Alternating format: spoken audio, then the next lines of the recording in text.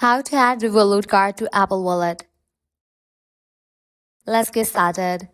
Launch your Apple Wallet.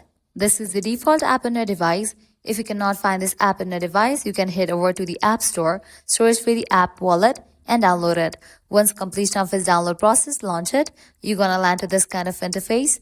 Now, at the top right corner, you're gonna find this plus icon. Click on it. Different options will appear. These are the options for available cards. Go ahead and select the option that best suits you.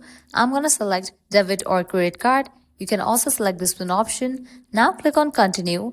With that, your camera will open up. Now you can scan your card over here and update your card details. Or also what you can do is enter card details manually. If you want to scan the card, you can push in your debit or credit card in the frame to scan it. With that, your card details will be updated in the wallet. Or else what you can do is click on the option of enter card details manually. Now go ahead and type in your name, then type in your card number. After you fill list, click on next. Then in the next page, you will need to type in the expiration date and CVV of your card and then go through the process. With that, your card details will be updated in the Apple Wallet.